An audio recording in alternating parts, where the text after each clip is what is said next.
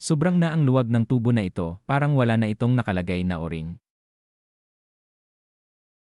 May singaw na ang fluid na dumadaan dito sa tubo na ito. May shift shock sa arangkada, at malakas ang kaldag kapag nag-shift ng reverse. Ganito ang naging problema ng continuously variable transmission ng Honda City na ito.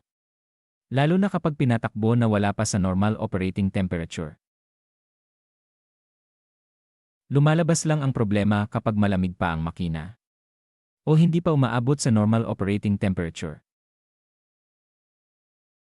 Pero kapag mainit na ang makina, o narating na ng makina ang normal operating temperature, nagiging normal na ang shifting at nawawala na rin malakas na kaldag sa reverse.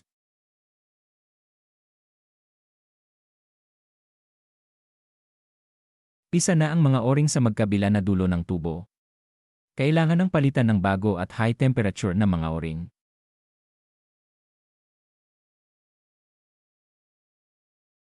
Ang katangian ng high temperature na o-ring ay mas tumataba kapag naiinitan.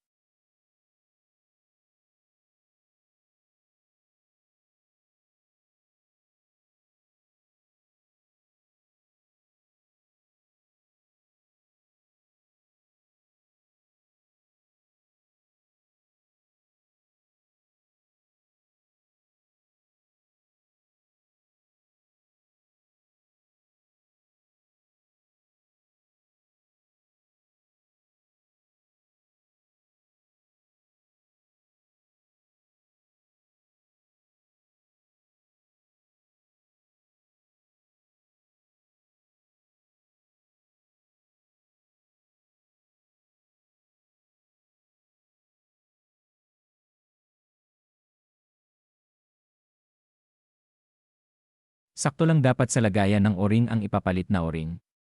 Hindi gumagalaw at hindi rin naman batak ang o-ring.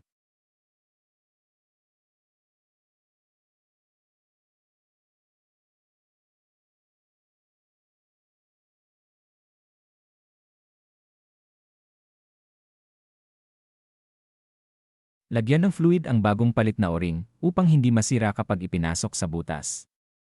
At suwabe lang ipasok.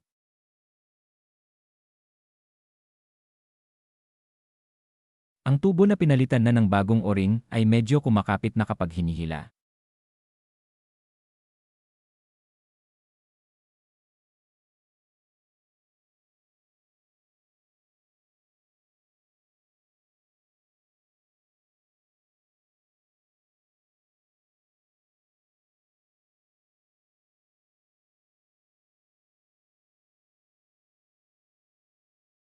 Ang tubo na pisak na ang o-ring ay maluwag na at napakagaan na lang bunutin.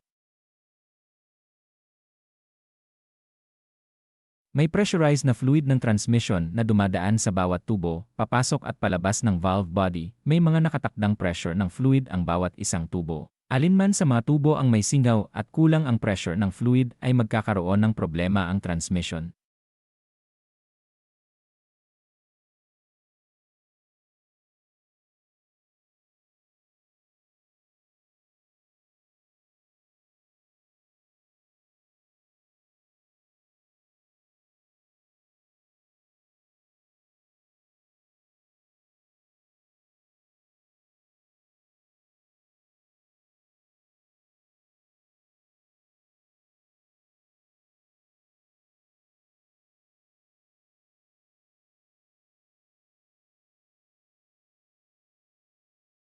Pinalitan na lahat ng o-ring para bago na lahat ang o-ring.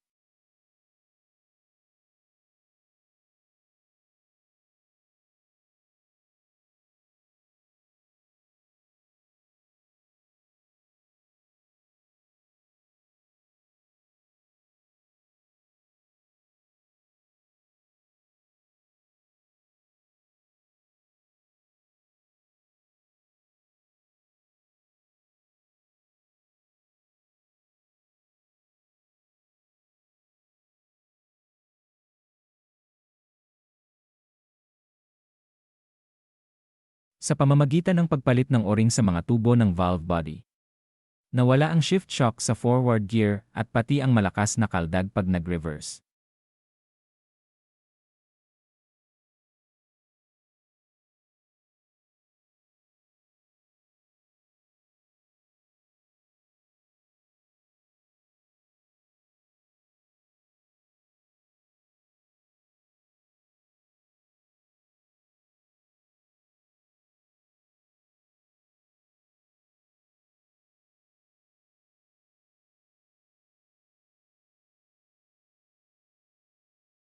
Nangangahulugan na sa mga maluwag na o-ring ng mga tubo sa valve body, nanggaling ang problema, maaaring sumisingaw at nababawasan ang nakatakdang pressure ng fluid kapag dumaan sa tubo na pisak na at maluwag na ang o-ring, kaya nagkakaproblema ang transmission.